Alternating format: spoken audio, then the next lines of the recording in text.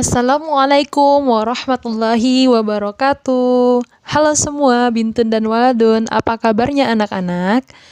Ustazah harap dan Ustazah berdoa semoga kita semua selalu diberikan Allah Subhanahu wa taala kesehatan serta keselamatan dari COVID-19.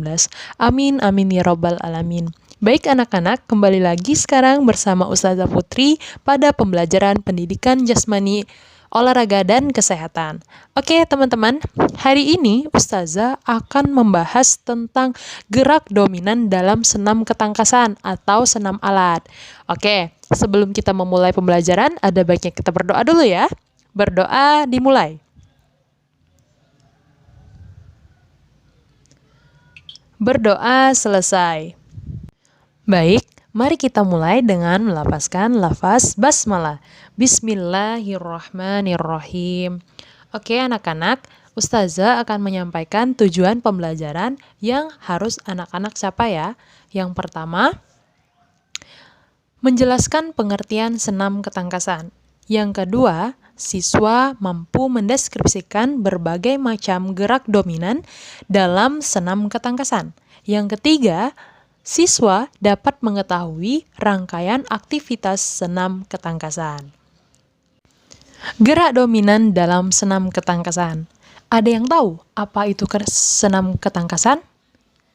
Senam ketangkasan merupakan olah gerak tubuh yang dilakukan dengan menggerakkan, meregangkan, serta menggeliatkan badan secara cepat dan dilakukan dengan atau tanpa alat bantu ya.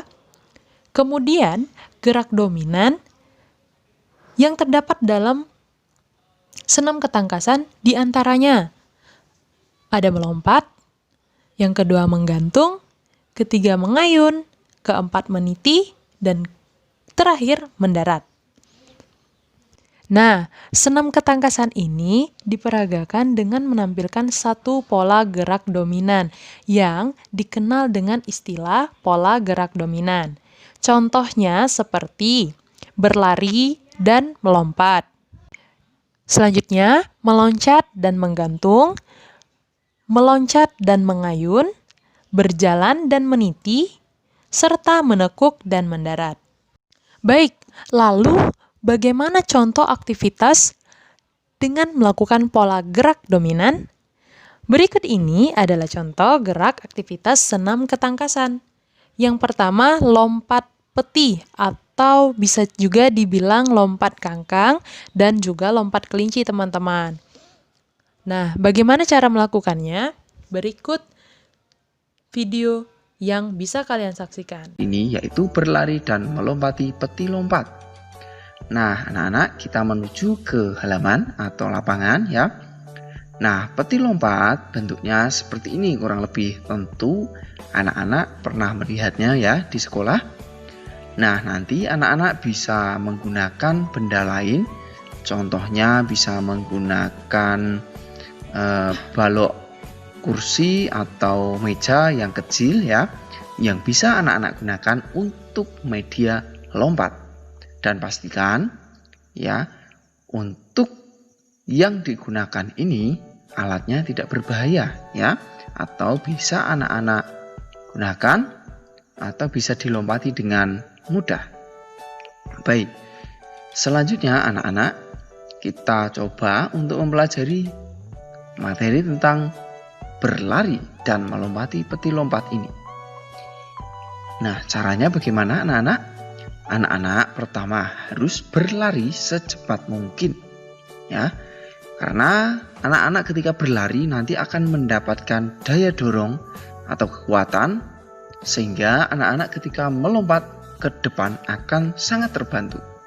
Lalu lakukan gerak melompati peti lompat ya. Saat melompat, bertumpulah pada peti menggunakan kedua tangan seperti ini.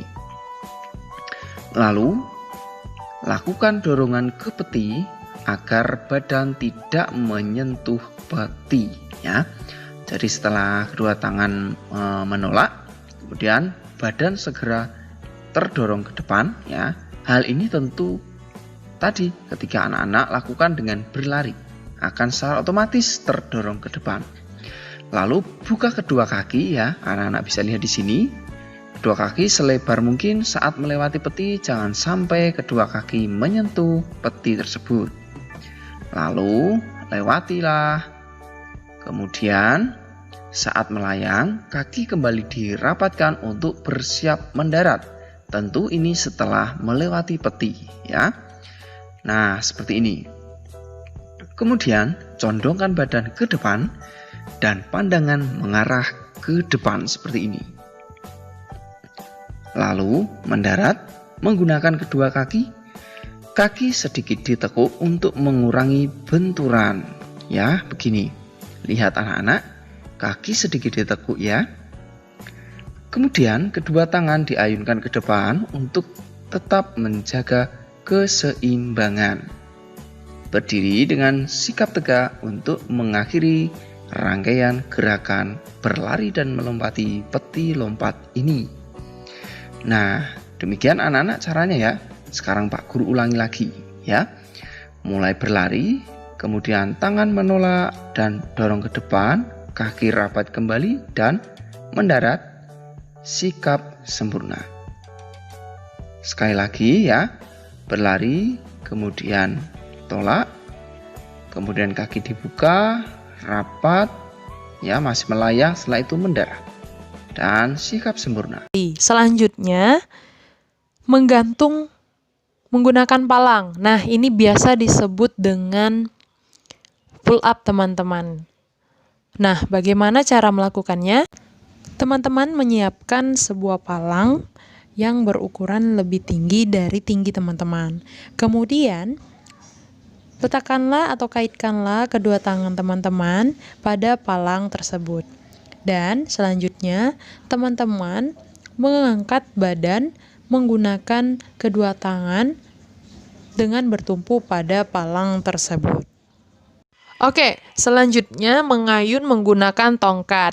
Nah, pola gerak dominan yang ada pada aktivitas ini antara lain ayunan atau mengayun, selanjutnya bertumpu atau mendarat, dan juga keseimbangan. Nah, di sini teman-teman bisa menggunakan alat sebuah tongkat atau juga bisa menggunakan hula hoop. Nah, teman-teman bisa mengayunnya ke atas, samping, kiri, dan kanan. Oke, yang keempat, pembelajaran meniti. Nah, di sini teman-teman dibutuhkan pola gerak dominan berupa bertumpu, kemudian keseimbangan, dan melangkah. Seperti meniti di balok titian, teman-teman bisa menyiapkan sebuah balok yang berukuran panjang 2-3 meter. Kemudian, teman-teman bisa berdiri di atasnya dan mulai berjalan dengan kedua tangan direntangkan. Ingat ya, melakukan ini harus berhati-hati dan percaya diri. Yang kedua, berjalan jinjit di atas garis lurus. Nah, itu juga bisa teman-teman untuk melatih keseimbangan dan juga melangkah. Dan yang terakhir, mendarat. Nah, mendarat ini sebenarnya sudah terdapat pada beberapa pembelajaran tadi ya. Contohnya pada lompat kangkang, mendarat bertumpu pada dua kaki. Kemudian ada lompat kelinci, juga mendarat bertumpu dengan dua tangan. Nah, oke. Setelah Ustazah menjelaskan beberapa aktivitas pembelajaran pola gerak dominan tadi, nah, pola gerak dominan ini bisa dikombinasi loh dengan perpaduan 3-5 aktivitas tadi. Teman-teman bisa melihatnya pada halaman 66 sampai 68. Di sana ada contoh-contoh kombinasi pola gerak dominan senam alat menggunakan alat. Baik, itulah tadi penjelasan dari Ustazah tentang gerak dominan dalam senam ketangkasan. Jangan lupa untuk selalu mencatat informasi-informasi penting, kemudian kumpulkan ke Ustazah Putri ya. Nah, dan jangan lupa untuk selalu menerapkan 3M, mencuci tangan, memakai masker, dan menjaga jarak. Dan jangan lupa juga memakan makanan yang bernutrisi. Dan Ustazah akhiri, wassalamualaikum warahmatullahi wabarakatuh.